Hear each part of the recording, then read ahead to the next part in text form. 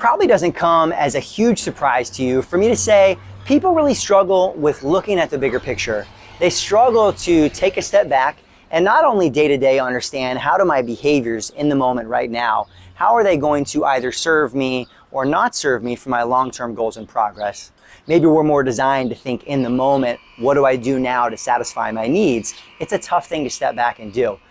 But they also struggle to understand what variables to focus on first. And nutrition is a perfect example where if you spend more than 5 minutes Googling anything, protein, macros, carbohydrates, paleo, keto, it's overwhelming. It is an entire sea of information. And for most people, the individuals who are probably going to benefit most from working with you as a nutrition coach, they're overwhelmed. They don't know where to start. And you'll find this as you start to work with more and more people, or even now as you're going through this process and you start to have some conversations with individuals who maybe want to have a little assistance with their eating, is just listen to the questions that they come with first. So as you guys can take a look at, what we talk about here in this pyramid of nutrition priorities is an understanding of the bigger picture, right? No doubt a focus on and making changes to calories, making changes to macronutrients, micronutrients, meal timing and frequency and supplementation. They can all have an important role in the long-term changes, whether someone is looking for body composition change, performance enhancement, better energy, they all matter. But the truth is that based on where you're at in the process, they are not all created equal. And certain aspects, especially as we look at the base of the pyramid, they're gonna have a bigger result for most people in the beginning. And they really are the foundation. So the benefit of this pyramid of nutrition priorities really is twofold. For one, it can serve as a lens for us as coaches in understanding in the base of this pyramid as we work our way up, based on where a client comes in, what do we really need to focus on first? And a really great example, and probably one of the most common ones I've gotten in my career as a personal trainer and helping people change their body through nutrition, is questions about meal timing and frequency as well as protein, right? I'm sure you've gotten it before. Joe, what should I be eating after my workout? Now, if we look at this pyramid of nutrition priorities, if I have someone coming in, they have not been working out for 3 to 6 months, they really have not been focused on their diet, and they're really starting at ground zero at starting to make some behavioral changes. Now, you and I know focusing entirely our conversation and their questions on meal timing and frequency, it almost doesn't matter. Now, not to say it doesn't matter, because it obviously does, and there's an impact, there's a research impact on, protein and carbohydrates post-workout. We know that, and we'll continue to talk about the science of that. But in the grand, bigger picture of all that they have going on in their life, the question for you as a coach, and this is where we really try to help people find the right process for them and find the right initial steps, is like, is that the most important thing right now? And if it's not, let's try to take a step back. Let's look at the bigger picture and let's focus on the first step first. And that first step, and this is where all the research shows, if someone is trying to gain weight, lose weight, calorie consumption is going to be the most important variable.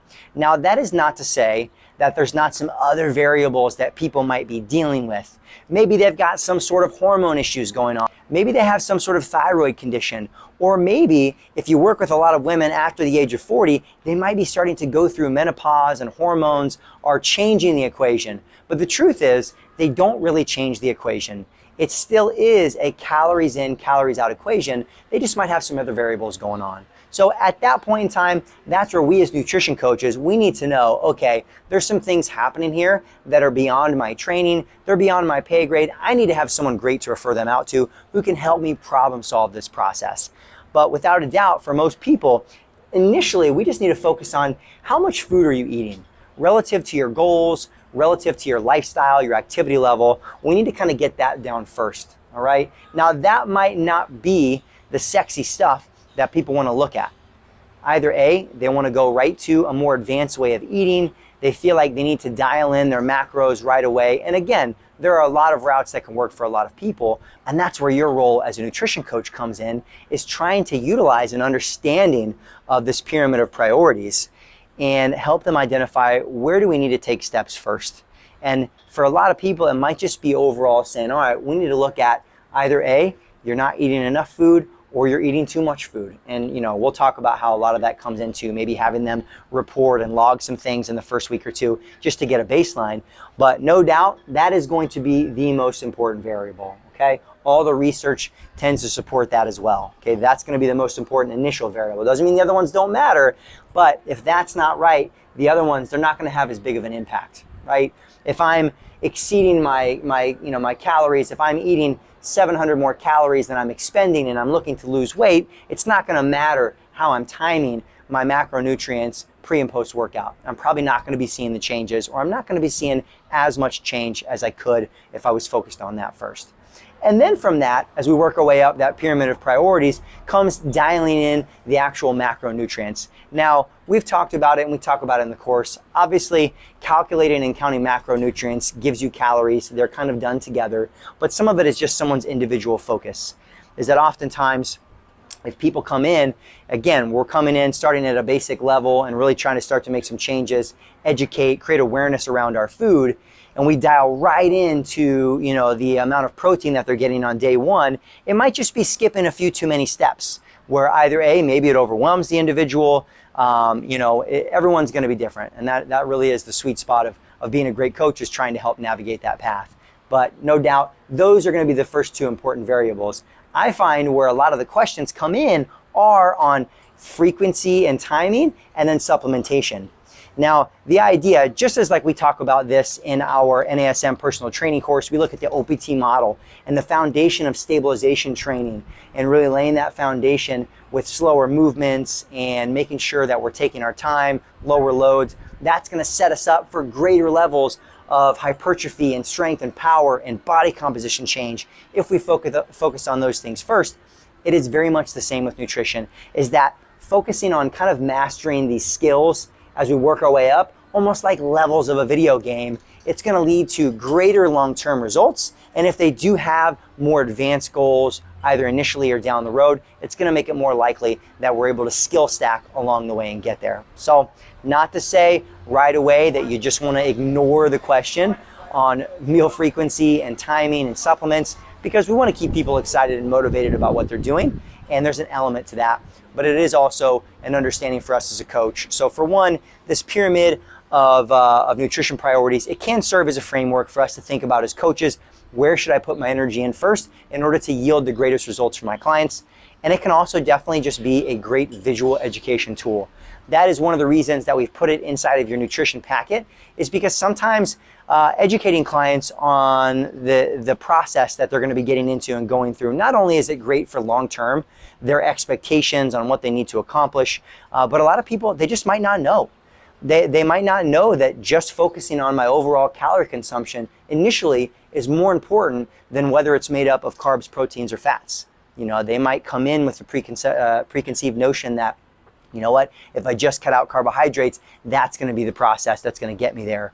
And then they wonder when they do that, either A, why they can't sustain it, or B, why it's not yielding the same results, when in fact it really is that calorie surplus or that calorie deficit that is going to start to create those body changes, okay?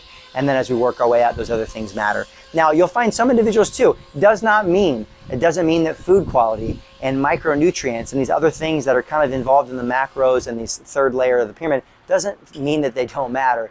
It just means that they will not be the first foundational pieces of driving that change inside of their body, okay? So it doesn't mean we can't still talk about and focus on each one, but I do think that's where, as an education tool, when someone starts to work with you, to be able to explain these things to them in a visual way, I think can be very helpful, and just a forecast for them as well. It's like, hey, I know you've got questions about protein supplementation. What protein powder should you be taking? And I'm happy, I can give you some suggestions, but I just want to talk about that, at least in the beginning, that is definitely a piece that can fit into our plan, but it's not the most important variable right now, right? That's going to be, look at it like top of the pyramid. Right now, we just want to focus on, all right, first off, how much energy are we taking in versus energy that we're putting out? And then from there, based upon your needs, based upon the other variables that we know, dialing in, okay, we got to make sure you're getting enough protein. And then when it comes to carbohydrates and fats, maybe based on your activity levels or your preferences, we can kind of play with that a little bit. And then obviously we're looking at eating the rainbow and making sure you're getting in the vitamins and minerals and nutrients that your body really needs, not only to lose weight, but to feel good, to function optimally. And then as we get to those places and we're starting to push, your training sessions maybe are becoming more challenging, we've been really seeing some progress and we're accomplishing things in our nutrition, now we can start to dial in timing, our pre and our post-workout nutrition. And then from there, that's where supplements, as we call them, supplements to everything else, are going to have the biggest impact. Doesn't mean they can't fit into the program in the beginning, but they will have the biggest impact if we've really mastered and focused on these layers, working our way up. So just a great visual for you guys as coaches. I also think can be a really good tool in your initial sessions, whereas you might have some questions that are a little outside the box from clients and helping them understand what to focus on first.